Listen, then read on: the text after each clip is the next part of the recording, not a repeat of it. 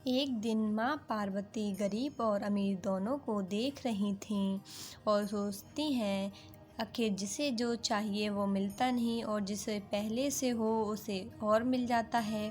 और बोलती हैं इसका प्रश्न का उत्तर तो महादेव ही दे सकते हैं।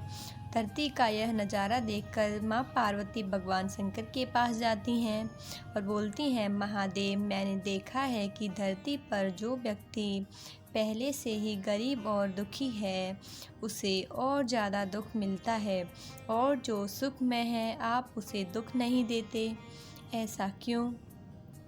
भगवान, ये आपकी कौन सी लीला है? तो बाबा बोलते हैं, देवी पार्वती, इस बात का उत्तर जानने के लिए आपको हमारे साथ पृथ्वीलोक धरती पर चलकर वहाँ के प्राणियों का हाल चाल जानना होगा, वहीं इस प्रश्न का उत्तर मिलेगा। फिर पार्वती बोलती हैं कि भगवान शिव के कहे अनुसार वे दोनों लोग पृथ्वीलोक पर प्राणियों का हाल चाल जानने के लिए चल पड़े। तभी रास्ते में उन्हें एक गरीब पति पत्नी जाते हुए दिखाई दिए और वह पति अपनी पत्नी से बोल रहा था कि पता नहीं हमारी गरीबी के दिन कब दूर होंगे। और हमारे पड़ोसी ने फिर एक नई ज़मीन खरीद ली और उसकी पत्नी बोलती है, सबका जो कर्म होता है वो एक जैसा नहीं होता, अगर हमारे कर्म में होगा तो हम अमीर बन जाएंगे। तो पति बोलता है, पता नहीं हम कौन से पिछले जन्मों के कर्मों की सज़ा भुगत रहे हैं, न जाने हमने कौन से बुरे पाप किए हैं। पार्वती बोलती हैं, हे महादेव, आप इन पति पत्नी को कुछ ही समय में अमीर बना सकते हैं, मेरे कहने पर इन्हें अमीर बना दीजिए, बेचारे ये कितनी दुखी हैं। महादेव बोलते हैं, देवी पार्वती, इनके भाग्य में अभी अमीर बनना नहीं लिखा है। पार्वती बोलती हैं, महादेव, जब हम इन्हें धन दे देंगे तो इनकी दरिद्रता दूर हो जाएगी, फिर ये भी अमीर और सुखी हो जाएंगे, कृपया करके आप इनकी मदद कीजिए। महादेव बोलते हैं, देवी पार्वती, मैं तुम्हारी इच्छा अनुसार इन्हें धन प्रदान कर देता हूँ, पर उसका मिलना या ना मिलना कर्मों पर निर्भर करता है। पार्वती जी के कहने पर भगवान शिव ने सोने की असरफियों से एक पोटली उस रास्ते में डाल दी। पोटली से कुछ दूरी पर उर्मिला की नज़र गुजरते हुए एक अंधे व्यक्ति पर पड़ी और वह अपने पति से बोलती है, हम तो गरीब हैं इसलिए दुखी हैं, परंतु सामने व्यक्ति तो नेत्रहीन है। एक बात समझ में नहीं आई, ये नेत्रहीन लोग कैसे जीवन व्यतीत करते होंगे। पति बोलता है, हाँ, बड़ी मुश्किल होती होगी बेचारे इन नेत्रहीन लोगों को। तो पत्नी बोलती है, चलो आज हम भी अंधों की तरह चल कर देखते हैं तो कैसे ये जीवन जीते हैं। उर्मिला और सूरज पति पत्नी दोनों एक दूसरे का हाथ थामे चल रहे थे। आंख बंद करके सोने की असरफियों से भरी पोटली वहीं रह गई। तो भगवान शिव बोले, देखा देवी पार्वती, इनके भाग्य में अभी गरीबी ही लिखी है, हम कुछ दिन धरती पर ही रहेंगे, यहाँ मनुष्य रूप में रहकर मैं तुम्हारे मन की सभी शंकाओं को दूर करना चाहता हूँ। भगवान शिव और देवी पार्वती ने मनुष्य का रूप धारण किया और पति पत्नी के रूप में एक गांव के पास में डेरा जमाया। शाम के समय देवी पार्वती भगवान शिव से बोली, स्वामी, रसोई की तैयारी शुरू करती हूँ। यहाँ पृथ्वीलोक पर यदि हम रहने आ ही चुके हैं तो हमें भोजन की भी व्यवस्था करनी होगी। मैं चूल्हा बनाने की तैयारी करती हूँ, आप तब तक भोजन बनाने की सामग्री ले आइए। माँ पार्वती चूल्हा बनाने के लिए बाहर से ईंटें लेने गईं। चूल्हा बनाने के लिए मुझे ईंटों की ज़रूरत है, ये जर्जर और टूटा मकान दिखाई दे रहा है, इसकी ईंटें मेरे काम आ जाएंगी। ये सोचते हुए वो उस जर्जर मकान की ईंटें लेकर चलती हैं और वो सोचती हैं चूल्हा तो तैयार कर लिया, महादेव आते ही होंगे। और बोलती हैं, अरे आप आ गए, मैंने तो चूल्हा तैयार कर लिया, पर आप खाली हाथ क्यों लौट आए स्वामी? भोजन कैसे बनेगा?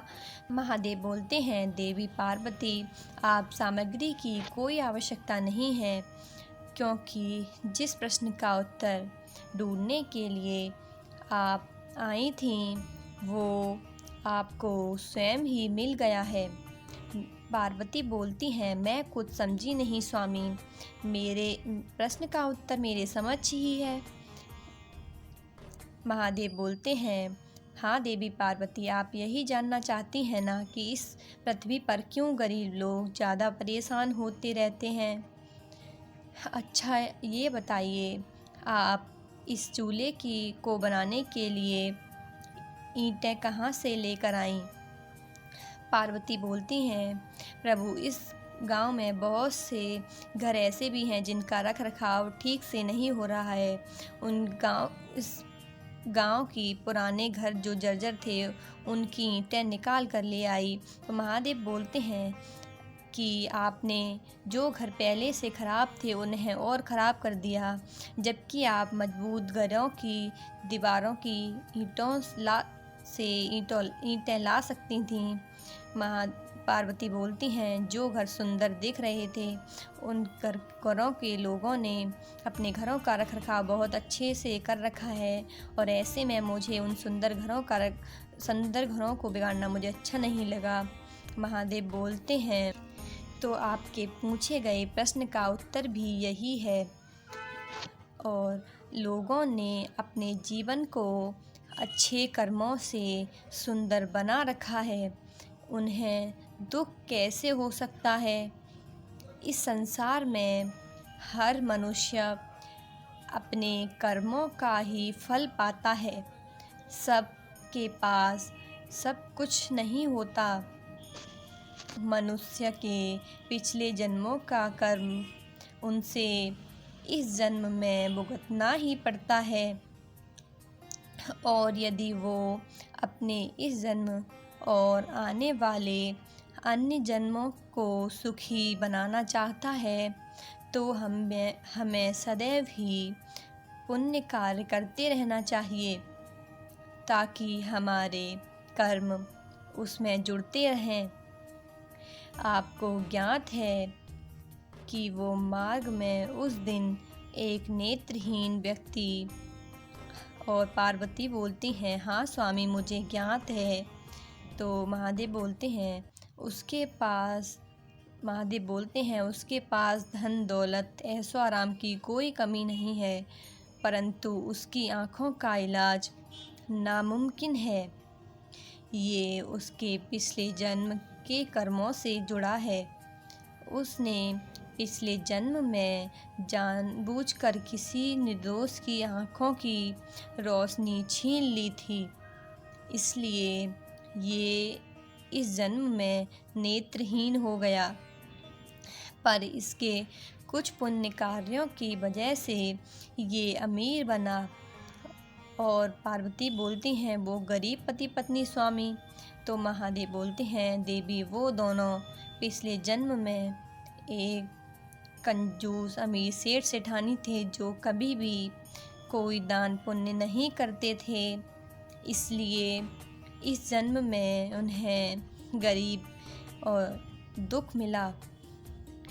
पर इन दोनों के अच्छे कर्म इनका आगे का जीवन सुखी बना सकते हैं। इस पृथ्वी पर कोई भी मनुष्य पूरी तरह से सुखी नहीं है देवी। हर मनुष्य के पास कोई ना कोई दुख और समस्या है। पार्वती बोलती हैं, मुझे उत्तर मिल गया है स्वामी। इस पृथ्वी पर संपूर्ण जीवन यापन करने के लिए मनुष्यों को अपने द्वारा अच्छे कर्म करने चाहिए, ताकि उसे उसके पिछले बुरे कर्मों का फल ना भुगतना पड़े। और फिर अपने प्रश्नों का उत्तर पाकर देवी पार्वती भगवान शिव शंकर के साथ अपने रूप में आकर कैलाश वापस लौट जाती हैं। तो कैसी लगी आपको हमारी ये शिव कथा? अगर अच्छी लगी हो तो मेरी वीडियो को लाइक करें, शेयर करें और अगर आप हमारे चैनल पर नए हैं तो सब्सक्राइब ज़रूर कर लें। धन्यवाद।